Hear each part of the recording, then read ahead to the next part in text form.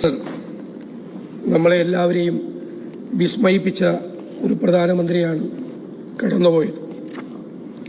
ലോകം മുഴുവൻ ആദരിച്ച ഒരു സാമ്പത്തിക ശാസ്ത്രജ്ഞനായിരുന്നു അദ്ദേഹം.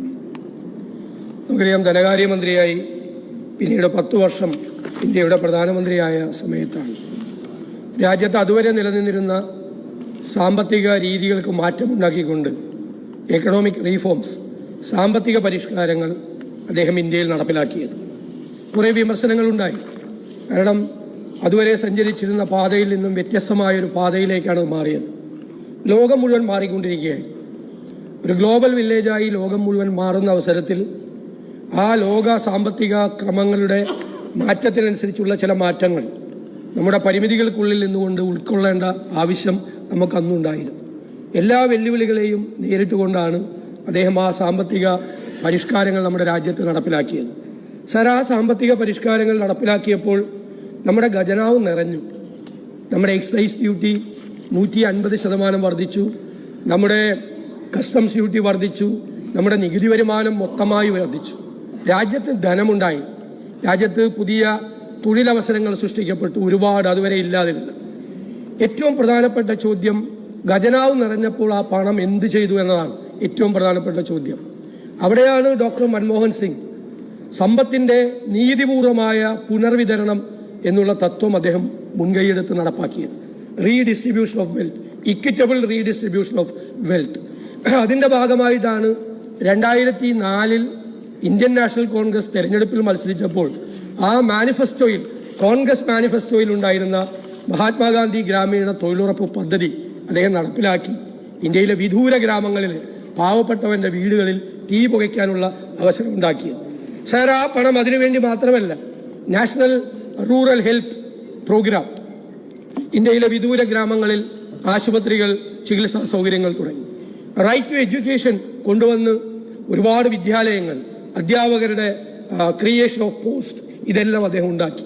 കാർഷിക മേഖല പ്രതിസന്ധി നേരിട്ടപ്പോൾ 72,000 കോടി രൂപ കാർഷിക കടം എഴുതിത്തള്ളി വിപ്ലവകരമായ ഒരു തീരുമാനം അദ്ദേഹം എല്ലാം എടുത്തു. റൈറ്റ് ടു ഇൻഫർമേഷൻ ആക്ട് കൊണ്ടുവന്ന് ജനാധിപത്യത്തിന്റെ ആ മഹത്വം ഒന്നുകൂടി അദ്ദേഹം ഉയർത്തിപ്പിടിച്ചു.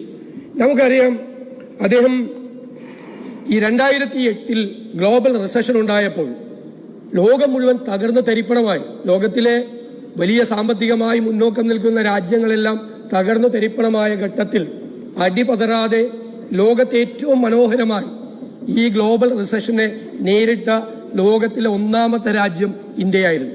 ഡോക്ടർ മൻമോഹൻ സിംഗ് ആയിരുന്നു.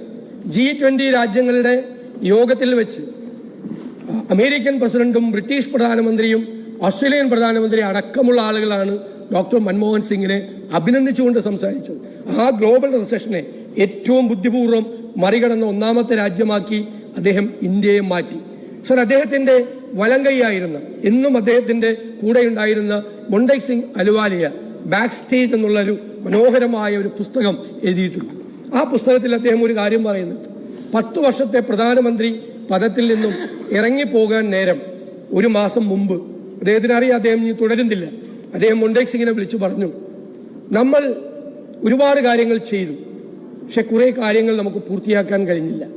രാജ്യത്തിന് അനിവാര്യമായ ചില കാര്യങ്ങൾ ഉണ്ടായിരുന്നു, നമുക്ക് ചെയ്യാൻ പറ്റാതെ പോയത്. താങ്കൾ എനിക്കതൊരു കുറിപ്പായി, ഒരു നോട്ടായി അത് എഴുതി തരണം എന്ന് പറഞ്ഞു. അദ്ദേഹം എഴുതി കൊടുത്തു. പ്രധാനമന്ത്രി പദത്തിൽ നിന്ന് ഇറങ്ങിയതിനു ശേഷം ഒരു ഡിന്നറിൽ വെച്ച് ഒരു കൂടി കണ്ടപ്പോൾ മൊണ്ടേക് സിംഗ് അലുവാലിയെ ചോദിച്ചു, എന്തിനാണ് അങ്ങ് ചെയ്യാൻ പറ്റാത്ത കാര്യങ്ങൾ എന്നോട് എഴുതി വാങ്ങിച്ചത് എന്ന് ചോദിച്ചു.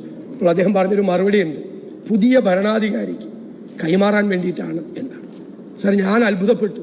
നമ്മളാരും ഒരുപക്ഷെ ചെയ്യാത്ത ഒരു കാര്യം, നമുക്ക് ചെയ്യാൻ പറ്റാതെ പോയ കുറെ കാര്യങ്ങൾ നമുക്ക് പിന്നാലെ വരുന്ന ഭരണാധികാരിക്ക് കൈമാറാനുള്ള ആ വിശാലമായ ഒരു മനസ്സ് നമ്മളെല്ലാം വിസ്മയപ്പെടുത്തുന്ന ഒരു മനസ്സാണ്. എല്ലാത്തിലും ഉപരിയായി രാജ്യസ്നേഹവും ഈ രാജ്യത്തോടുള്ള കൂറും ഭരണഘടനാ മൂല്യങ്ങൾ ഉയർത്തിപ്പിടിച്ചുകൊണ്ട്, രാജ്യത്തിന്റെ ജനാധിപത്യം ഉയർത്തിപ്പിടിച്ചുകൊണ്ട്, രാജ്യത്തിന്റെ മതേതരത്വം ഉയർത്തിപ്പിടിച്ചുകൊണ്ട്, രാജ്യത്തെ ജനങ്ങളുടെ കണ്ണീരൊപ്പാൻ, സങ്കടങ്ങൾ മാറ്റാൻ, വിഷമങ്ങൾ മാറ്റാൻ, അവരുടെ ജീവിത നിലവാരം ഉയർത്താൻ അദ്ദേഹം നടത്തിയ ശ്രമങ്ങൾ ചരിത്രത്തിന്റെ ഭാഗമായി മാറിക്കഴിഞ്ഞു. അദ്ദേഹത്തിന്റെ വേർപാടിൽ അഗാധമായ ദുഃഖം രേഖപ്പെടുത്തുന്നു.